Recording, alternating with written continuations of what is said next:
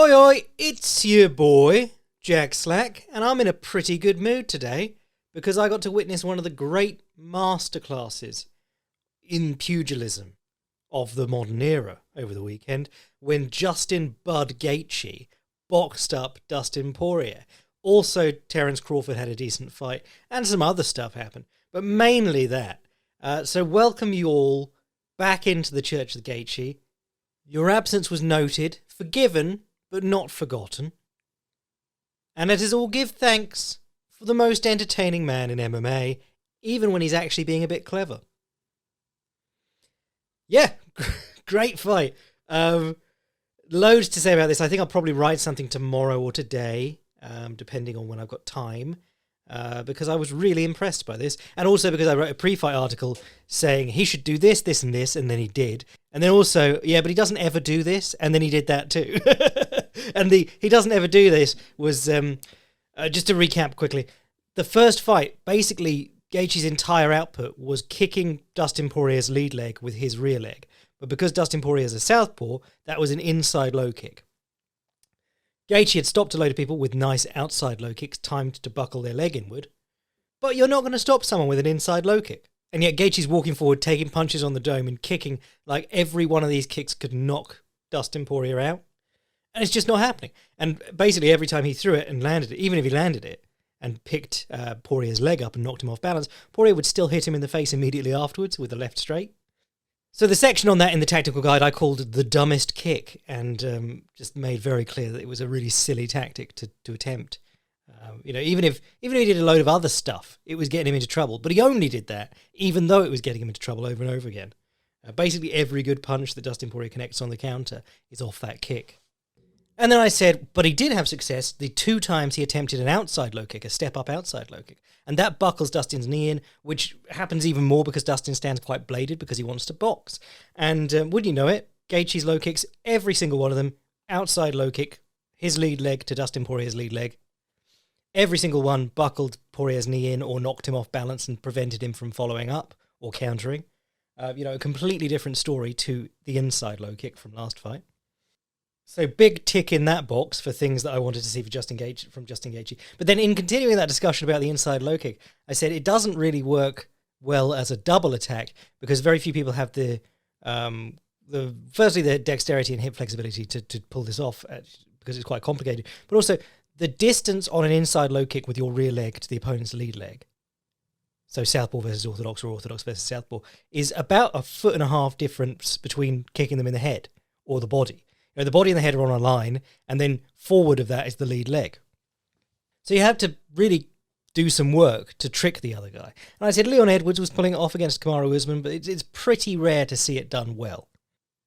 And then I ended that whole thing with a thought that was like, and this doesn't even really matter, because while kicking above the waist on the open side, so body and head, with his right leg, would be a great decision for Gaethje, especially to keep Dustin Poirier's hand at home, because the left hand was what was countering the entire time. He doesn't throw high kicks, so I don't even know why I'm writing this. And then when, comes out and fucking head kicks Dustin Poirier. And Dustin Poirier was just as surprised. But other great stuff in this fight, we were talking about how Gaethje has changed a lot, style-wise and also vision-wise. You could tell in his earlier fights that he couldn't see what was coming. One of the big tells, well, there's 3 big tells. 1, complete inability to deal with the jab and things at long range. 2, reaching for the opponent and having to put hands on them before you punch them. And 3, the really big one, is reacting the same way to every sort of attack, which was for Gaethje, put both arms up and crunch down, bend over at the waist. And that meant that Poirier could light him up with lead hand uppercuts and so on. And also just handcuff him. So if he started poking at the jab, there's triple and quadruple jabs in that first fight from Poirier, because he knows when he starts throwing, Gaethje will put his hands on his head, and then he can start lining up better shots while poking Gaethje with the jab. Oh, and believe me, it's going to be a moaning about double jabs episode, because Terence Crawford did a number on Errol Spence with double jabs, and triple jabs. But in that article, the tactical guide, which you can read on Patreon, I was talking about how taking away Dustin Poirier's jab was important. I said I would like to see Gaethje jab with him, but Gaethje doesn't really jab a lot. Even in that last round against Rafael Fiziev, he worked out that the jab was working and then didn't really do much else with it. He never doubled the jab. He never feinted the jab. He just sort of jabbed and then stared at it. He never built off the jab. He occasionally does the jab, dip, and then grab the head and uppercut, which I love, but very, very rarely. So I said if he can't jab with him, he should try and take his hand away at least, hand fight with him, which he didn't do at all in the first fight. And he did in this fight. There were large portions of this fight where his lead hand was on top of Dustin Poirier's lead hand. And that's so annoying because you have to then free your hand. And sometimes, there are ways to do it. Obviously, it's not impossible to jab when the other person's trying to hand fight with you, but it means you have to drop your hand down so that you drop your hand to try and shoot up the middle, or you try and circle your hand round to the outside, pull their hand down. So you're in this constant battle for hand position. You can't just go straight there because there's a hand in the way. And then there wasn't much jabbing with Dustin, or jabbing with, as opposed to jabbing with, which we'll get into later with the Crawford fight. But there wasn't much jabbing on Gaethje's part. However, he did get hit with a nice combination, and then he came out with a jab and stopped Dustin in his tracks late in the first round. Really liked that, thought it looked great. From the get-go of this fight, he hit Dustin Poirier with a Poirier shift, which is throwing your rear hand twice as you step through and then hitting them with what is now the rear hand. So you switch over. Basically, Dustin's best punch is an overhand right, but he's a southpaw. So he pokes at a left straight, and then he steps through with the same hand again, so a left jab, and then he bangs you with the right overhand. And throughout this fight, Gaethje was poking with his right hand, stepping through, poking again, and then throwing the overhand left. And he did it about 3 times and landed it. And that blended with, I suppose we call it cross and dip, but we were talking about this. We talk about jab and dip every week, which is throwing a jab and then immediately dipping as your hand comes back, so that when the opponent tries to counterpunch, you're underneath them, you're moving into openings and can start counterpunching offensively. It's an offensive counterpunching setup. Cross and dip is the same, but you throw your right hand first or your left hand first if you're a southpaw. It's for open stance engagement. And Gaethje was doing that here. So he's throwing his right straight, and then he's ducking down immediately after, expecting a counter attack, and then he's throwing 2 or 3 punches after that and landing them because Poirier's tried to counter. So that was all really good. From Poirier, I thought the body kick was a great look. He threw loads of those against Eddie Alvarez and really upset him, and body work has been something that has been troublesome for both of these men in the past, but neither of them was really interested in using them against the other in the first fight. Poirier landed a few body punches and the odd front kick to the body, but he didn't really hammer it home, which he should have been. Eddie Alvarez did fantastically with body work against Gaethje, and obviously Charles Oliveira did great work with body work against Dustin Poirier. Neither of them likes being hit in the body much. So unfortunately, even though Justin Gaethje looked great in many other aspects, his targets were all still almost exclusively legs and head. The 4 feet of your body between those 2 targets, he's got no interest in. And then the high kick to finish was the one that's doing everyone's head in at the moment. Throw a right straight, they slip or parry, and you throw the right head kick afterwards. And, what you saw with this was DC was losing his mind. He was like, got a forearm to it. If your hand comes across your body and then has to go back, you can't, remember all the Taekwondo and karate and all those traditional martial arts where you're taught inside blocks, where you block from inside to out? Your body doesn't work like that. You're not strong blocking things outwards or parrying things outwards. You're not going to take the force of a kick and move your shoulder and move your arm outward into it and brace against it. So if you get caught with your hand a certain degree in and the kick's decently hard, it's going to smash your hand in and kick your head anyway, or your neck, or whatever it connects with. So getting the guy to parry, he can parry and still see that the head kick's coming, but if he's parried, it might already be too late. And what I think is the reason for this catching on so much in recent years, it's been around forever. It's an old-ass technique. It's one of the early ones. But the trick of it is that it punishes boxing more than anything, and as people get better at boxing and using head movement and parries and trying to stay in range to counterpunch, they're more in range they're more likely to be able to be hit by that high kick, because it's something that punishes both slips and parries. It doesn't punish pulling away. But pulling away from punches is never really favourable, unless you've got the guy really lunging into you. Most people want to most good MMA boxers want to try and stay in range now. And the wonderful thing about the leg is that it's longer than the arm anyway, so even if the guy pulls from your right hand, you might still clip him with the head kick. But the other great thing about the combination, the setup rather, is that you don't need to kick that hard. You can just throw your leg up or pick your leg up. As long as it goes next to where your arm was, got a great chance of knocking the guy out. I always liked the cousin of this technique, which is throw your right straight and then pick your knee up outside your armpit. So your knee's coming onto like your tricep. If you catch a guy leaning or slipping, you can hit him with the knee there. It's beautiful. Big thing in Kyokushin competition. Not that setup because you need to punch the head to do it, obviously. But picking your knee up outside the line of your body. Like you're trying to knee the ceiling, but to the left or right of you. Masaki Noiri does that in kickboxing. Norichaka, what's his name? Can't remember his other name. Norichaka, the Kyokushin champion, used to do it a lot in Kyokushin. But yes, great finish by Justin Gaethje. Very hype. He wins the BMF belt, which I actually forgot was on the line, even though they kept telling me it was on the line. Someone saw someone this morning being like, we need to unify the BMF belts. So I was like, grow up. Just grow up. Co-main event was a bit more on brand for UFC Utah. Fair play to everyone almost everyone for finishing their fight within 2 rounds, because it saved us from watching horribly gassed people for 15 minutes, as we did last time. Basically, Leon Edwards was the only saving grace of that last Utah card. But in the co-main event, Jan Blachowicz and Alex Pereira got at it. And, ironically, Pereira's gas tank held up better, which was something that sort of plagued him in his kickboxing career. He would really slow down over the rounds. Always started out at 1,000,000 miles an hour and always sort of slowed down. If they didn't just melt, which most people did. Meanwhile, Jan Blachowicz comes out doing a smart thing by wrestling and then immediately gasses, like 4 minutes in, from getting on Pereira's back and not really achieving much with it. But honestly, what impressed me in this one, I was impressed by Alex Pereira being sharp as hell. That was really good to watch, and the fact that he was strong enough to compete with a light heavyweight and a former light heavyweight champion after all that.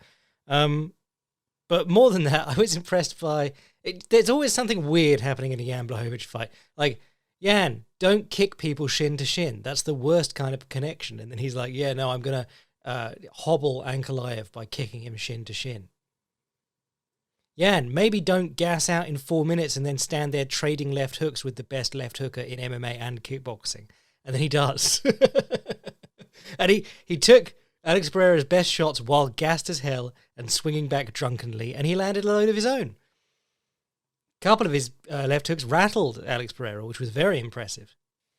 But the kicking game of Alex Pereira is looking so crafty nowadays. If you go and read Advanced Striking 2.0 Alex Pereira, which may or may not be open to everyone. I think that might be a Patreon. Or did I open that one and I left Adesanya Patreon boys only? I can't remember, but if you go read that, it was all about the mechanics of the left hook and how he quite early on learned that if he threw a good low kick, he could people would try and get back in on him, and he could fall back into his left hook. And the left hook's a wonderful punch in that you're transferring your weight from your left leg to your right leg is also transferring your weight from your front leg to your back leg. So it's a punch that can be thrown with the full body weight behind it while going backwards. Not an awful lot of those. Not a lot of strikes that you can do like that. So Pereira did some great work with that in his kickboxing career, kicking people either with a low kick or a high kick. A high kick works really well. You'll see him, I mean, he's done this in his MMA career. He throws up a high kick, people get rattled and run in on him, and he hits him with a short left hook as he's going backwards.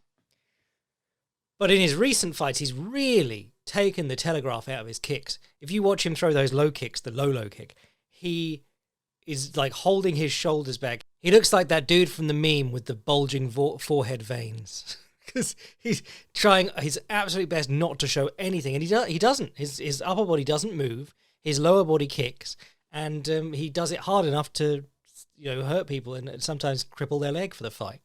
And he's also doing that with his switch left kick to the upper body and head now. It sort of has its own tell, in that he stands very still because he's trying to hold off on the tell so much. But you can watch him against Blachowicz and Adesanya, very good guys who are very good at checking kicks and very good at moving their legs out of the way of kicks, and he's still catching them with low kicks. I will say this, fatigue's supposed to make cowards of us all, and it didn't make a coward of Jan Blachowicz. In the second round particularly, one of the problems that people have when they get when their takedowns are stuffed and when they get tired, if they want to get the fight to the floor, is that their striking becomes really desperate and looks nothing like the takedowns. They start trying to run in and run out without really engaging, particularly if you're facing someone as dangerous as Alex Pereira, when what you really need to do is swing for the guy's head. It's one of those occasions where biting down on your mouthpiece and trying to hit the guy is the best thing you can do. Because the moment that you hit them, even if they have a chin made of iron, and you have the world's softest fists, you've been bathing them in ass's milk, or goat's milk, or whatever it was Cleopatra was supposed to have done. The act of hitting someone in the head makes them want to hit you. Whether that's because they're like, ow, that hurt, or because they're going, oh, the audacity. Getting in someone's face and hitting them makes them swing back at you. And then you can try and take them down. And so this was a great example of that. Another great example I love is Frankie Edgar versus Jeremy Stephens. Frankie Edgar hits like a small girl a lot of the time, and Jeremy Stephens is supposed to be one of the biggest punchers in MMA. And Jeremy Stephens knew that Frankie Edgar was, I think it hurt him by that point. He knew that he wanted to get the takedown, and Frankie Edgar absolutely sold him on the fact that they were just going to trade punches. He stepped in and cracked him a couple of times, and Jeremy Stephens was like, oh, it's on now. Starts swinging, gets taken down. Jan Blachowicz in this one was gassed out of his arse, getting hit a lot by Pereira, steps in, just throwing the spazziest shit you've ever seen, and hit Pereira like 4 times in a row at one point because he's so spazzy. Immediately Pereira's like, oh, it's on, and starts throwing back, and then Blachowicz gets his takedown. Or certainly that was his takedown in the second round. Just ran through him, easy level change onto open hips because Pereira was opening up and swinging. It's so difficult to do, though, when you're tired and when your wrestling's not working, to go, right, I've got to cut loose and chin this man if I ever hope to get this wrestling working again. So Jan Blachowicz thinks he was robbed. Pereira obviously doesn't. General consensus, I think the general consensus has to be Jan had a decent game plan. It was surprisingly disciplined. They get into the wrestling early. He did surprisingly well on the feet, actually, after that. Particularly once gassed. To fight like that against such a dangerous opponent while puffing the whole time, very impressive. But his conditioning did cost him. And when he did get the fight to the ground, he didn't really do anything with it. Kind of like his performance against Israel Adesanya. Meanwhile, when Pereira was taken to the ground, basically the only thing that was stopping him getting up was Jan holding onto him. And if Jan tried to do anything, he was getting up. So it was Pereira who was creating all the pressure in those grappling exchanges because he was threatening to get up. And Jan was just like, oh, I can't let that happen. At no point was Jan... I mean, he did get on his back in the first round, but he was never anywhere close to choking him, and he threw 0 strikes.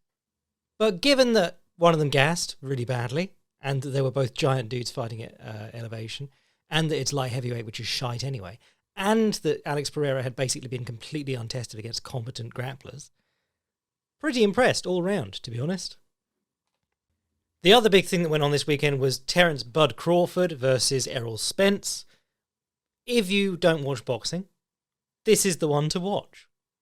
Bud Crawford's been in the top 10 pound for pound for, I don't know, like the last 5 years, maybe more. And for a lot of that time, it's been like, where's the Errol Spence match? We want the Errol Spence match. Supposedly, at various points, they've both not wanted this fight and both said they want this fight. But it was a long time in the works, and they finally got it together. And this was supposed to be like the other guy in that division. This was supposed to be the big test for Bud Crawford. And he blew him out of the water. It's rare to have an occasion where number 1 and number 2 in the world are so far apart. Crawford put on a masterclass here. Absolutely brilliant. And it was an interesting one because I remember a few years, maybe 2 years back, there was a lot more division in who people were picking. But if you watched anything coming up to this fight, all the pros they asked, it was like, yeah, Crawford's going to win. And I felt Crawford was going to win, and everyone else basically that I saw thought Crawford was going to win. But there was this sort of like, well, but it's an interesting test, and he could not. I could totally see him not winning. And then the fight happened, and it was just so clear that Crawford absolutely had this man's number. And we talked about Crawford on the Boycast, and I've probably talked about him before, but he's one of those interesting fighters, kind of like Floyd Mayweather used to lose the first 6 rounds of a fight and then put it on in the second 6 rounds of the fight. But Crawford is kind of like that, and what makes him incredibly special is that he's just a murderous finisher. I believe he's on, is it 9 or 10 fights knockout streak now against world-class opponents, all in title fights. And that's rare, to have that kind of knockout percentage against competent opposition, even, not even great opposition, just competent opposition. He's been fighting pretty great opposition.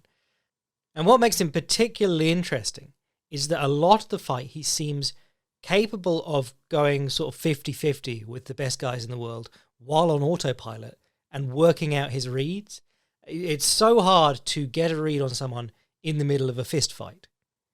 We talk a lot about technique and tactics on here, but a lot of the time that's things you spotted before the fight and then they work, or desperate adjustments mid-fight from your corner. To be able to stand in the pocket with someone, keeping yourself relatively safe and throwing back punches enough that they don't feel they can just come in and overwhelm you, and work out what's working, and work out how you're going to use it. Very, very impressive. Very rare. I'm talking like once-in-a-generation talent here. And when he works people out, that's normally the end of them. But when he works them out and he goes to his attack, if he gets them hurt, he'll finish them. If he doesn't quite get them hurt enough, he won't just hammer the point into the ground. He'll go back to sort of a couple of exchanges that don't mean a lot, and then he'll go back to what he's worked out again. He's very, very crafty. And in addition to that, he's a switch hitter, which of course I love. Switch hitters so rare at the highest levels of boxing until pretty recently. People like Crawford and Andre Ward have made it much more acceptable. It's still pretty rare in boxing. It's way more common in MMA and kickboxing. Crawford's success, Marvin Hagler, this made him really weird back in the day. And people always point to it and go, what a weird dude, being able to fight off both stances and switching between them during the fight. And no one's tried to do that since. There's not too many people been out there trying to do it. Crawford really does, and he's very clever in how he does it too. So I think I used the Horn fight last time as a great example, but he'll fight a couple of rounds orthodox, and then he'll go southpaw, and then maybe in the 8th round he'll go back orthodox again. And it's got to the point where some people are convinced that he was fighting out of his weak stance this weekend when he fought southpaw the entire fight. But I'm trying to recall the last time that I saw him fight mainly in orthodox. Maybe Amir Khan? But my thinking was Spence would do best to try and box in this fight because he's got a very good jab. He likes to get into tear-ups with people and fight on the inside, but those tend to be... He leaves a lot more openings when he's on the inside. So if you watch his fight with Ugas, or Ugas, however we're saying it, he tends to throw a punch and then leave himself completely open for returns. Fast hands, not necessarily the best at staying on position. So my thinking was, treat it like an amateur boxing match from a few years ago when they still had electronic scoring where judges had to press the buttons, and if 5 out of 7 judges pressed the button within a certain period of time, that would count as a score. And getting 5 or 7 judges to agree on what a punch is means that the scores were always pretty low. It was 12-7 or whatever. But treat it like that and just try and score clean single punches. Try and go up and down with jabs and left straights to the body. And he did that for the first round. And then he came out in the second round and did it. And Crawford was sort of working him out, which is to be expected. We expect Crawford to not win the first couple of rounds. And then Crawford goes body jab. He's southpaw. Spence is also southpaw. So just every jab we're talking about is a right hand, and every left straight we're talking about is the rear hand. Crawford jabs him in the body, steps back. Spence immediately jabs him in the body back, which is something that happens a lot in combat sports. If you change things up and do something clever, the other guy will do it immediately afterwards. Or if you do something flashy like a spinning back kick. But as he goes in for the body jab, Crawford goes left straight, sort of catches him on the side of the head, but follows up with a right jab, and the jab drops him. And it still shocks boxing commentators. They're like, I've never seen someone drop by a jab. Once they've squared their hips to throw their rear hand, it's not really a jab. Archie Moore used to call his, he was orthodox, but he'd call his left hand thrown, if he threw a jab after a right hand, he called that his left cross, because he'd wound his hips up and he smashed in a power punch. And if you watched Sergey Kovalev, his whole career is throwing a half-assed, obvious right hand against the opponent's guard, and then a really long jab through their head afterwards. Or if you like MMA, Rose Namajunas versus Joanna Jędrzejczyk, the 3rd to 5th round. She does a lot of that. I always call it the Kovalev jab, but if you throw your right hand and then your left hand, if you throw a right straight and then if you throw a rear hand straight and then a jab afterwards, that's a power jab. It works really well because if you can just brush them with the first punch or get close enough to brush them with the first punch, you can normally go through their head on the second because you're going with the longer punch as the second one in the 1-2 combination. So he dropped him with that, which was very impressive. But then the rest of the fight was much more systematic dismantling. That was sort of like Spence was doing the right things and Crawford just caught him. But the rest of the fight was masterful. Crawford himself said that he was trying to jab with Spence. And when I say jab with this time, I don't mean like get in a jabbing battle with. I mean literally jab at the same time. Something to keep your eye on when you watch the fight. But it's something that works against really elite jabbers even if they're not very disciplined and if they don't work out what you're doing. So Ken Norton versus Muhammad Ali is a great example. Eddie Futch, who trained, I think, 3 of the fighters who beat Ali. But Eddie Futch trained Joe Frazier to beat Ali, and then he trained Ken Norton. And Ken Norton, obviously, completely different body type, completely different style of fighter. There's actually some footage of Ken Norton imitating Muhammad Ali sparring Joe Frazier, which is really cool to watch. But Ken Norton fought Ali. He was not supposed to be anywhere near the sort of challenge that Joe Frazier had been. And what he did was he just jabbed with Ali. Every time Ali stepped in, he jabbed at the same time, but he kept his right hand up, palm open in front of his face, and stopped Ali's jab. And Ali always jabbed with his right hand down by his nips because he was very relaxed and out in the open. So it was the one time that you knew he was close enough to hit with a jab was when he was jabbing. And you also knew that his hand was probably out of position, his rear hand. So Norton just kept his rear hand up, palming Ali's jab, and jabbed at the same time. And he caught Ali with some really stiff jabs early on, and eventually hit him with a nice left hook and broke his jaw in the first fight. And then he had another fight that was also really tricky for Ali, but Ali obviously went away and had a look at what had gone wrong.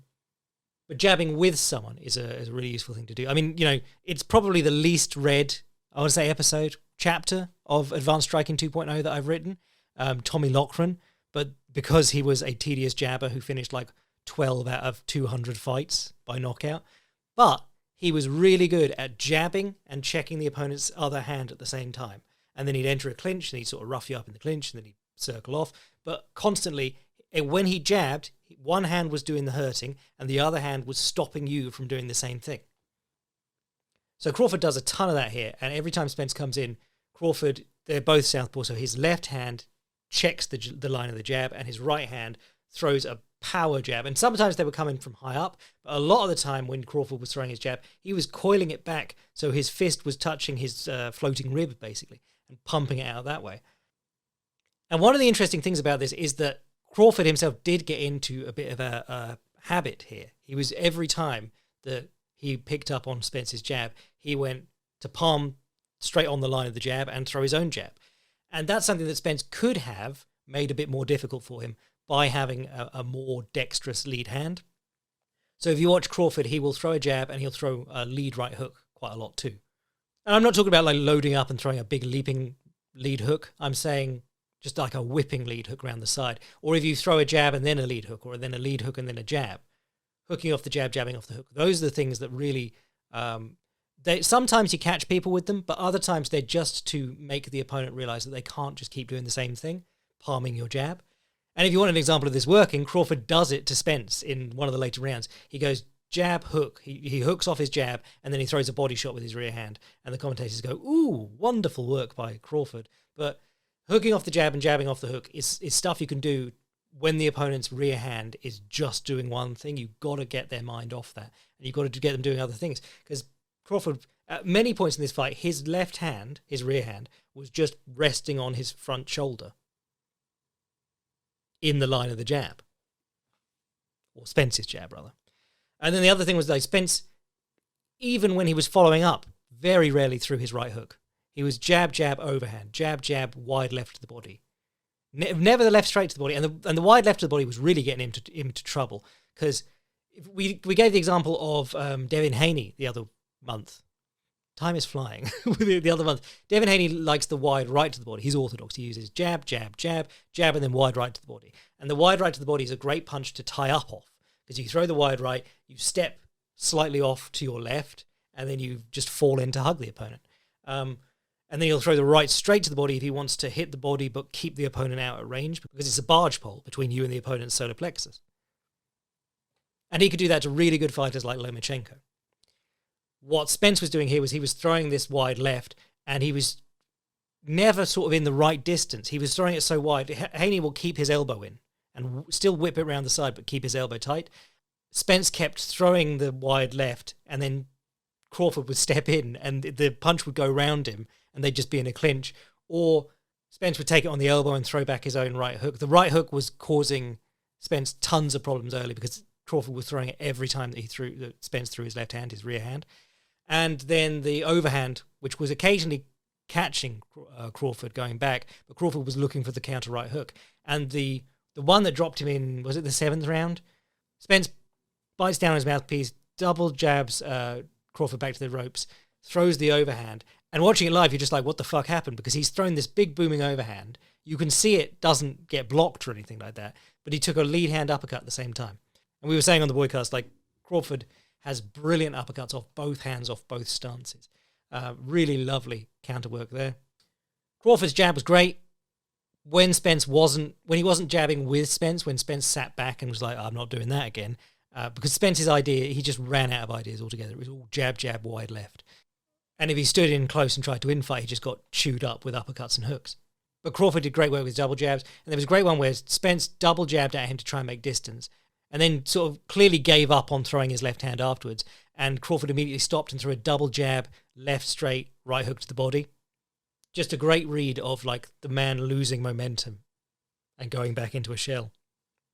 But this fight was so fucking good. I mean, just, like, it looked like playing the final boss of Fight Night Champion on the hardest difficulty. You know, just, you could see Spence was throwing hard punches within range, and they just weren't doing anything because Crawford was so good at blocking or slipping or rolling. And when Crawford threw, he caught Spence dead to rights. Always caught him just like looking at his work or overcommitting, and really hurt him. And Spence was very classy about losing, and Crawford was pretty classy about winning. And it was quite funny this week because people were posting all the videos of them meeting each other at various events and like joking about how they're ducking each other. They just seem like chill guys. It was really nice to just get a really good, hotly anticipated fight without all the like shoving at press conferences and having to pretend that it's a blood feud.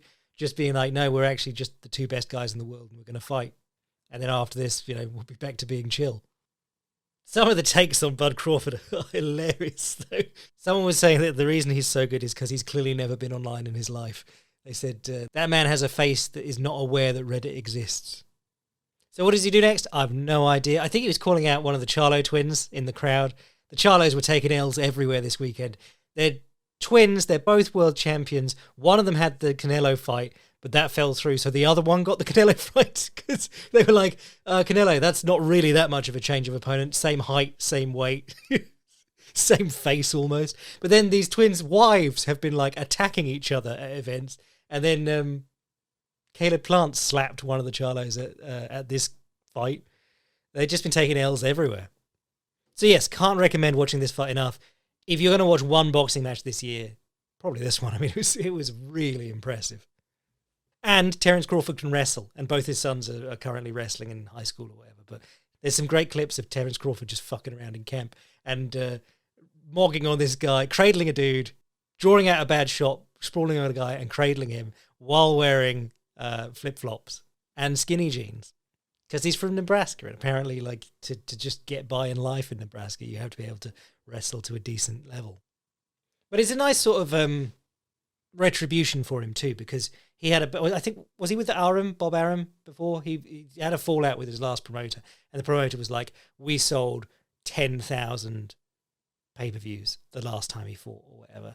And so there was all this like, oh, nobody wants Crawford, you know, oh, who cares? Even though he's one of the most exciting fighters in boxing today, it was all like, oh, he can't draw anything. So for him to finally get the big fight and also smash this guy in front of everyone in the world, really gratifying. Right, there was some good stuff on the undercard, but I think I'll probably talk about it on the boycast. Was there anything else on? I mean, there was the Tony Ferguson fight, which was just sad. You know, I said it online, but basically most of a Tony Ferguson fight now is the commentators trying to convince you that he really is very dangerous still.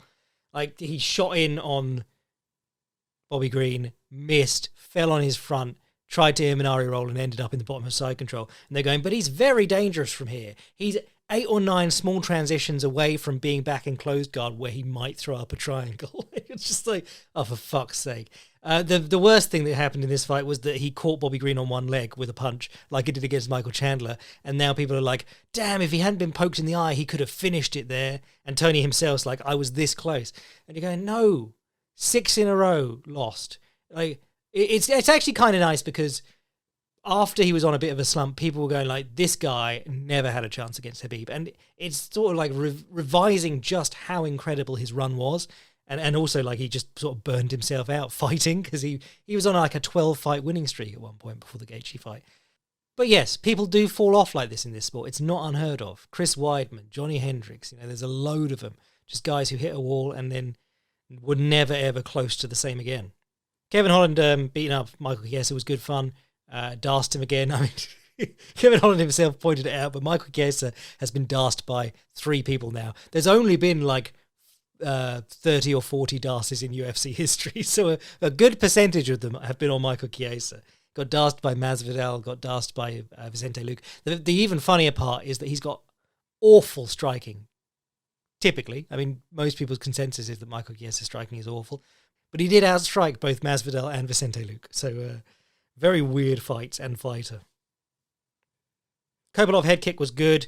Jake Matthews versus Darius Flowers was hilarious. I was like, where did they find this guy? But then suddenly he'd do something impressive. You'd be like, oh, well, maybe he was just getting beaten up by Jake Matthews with his back to the fence as a fluke. Maybe he is actually very skilled. And then he'd go back to doing just awful stuff again.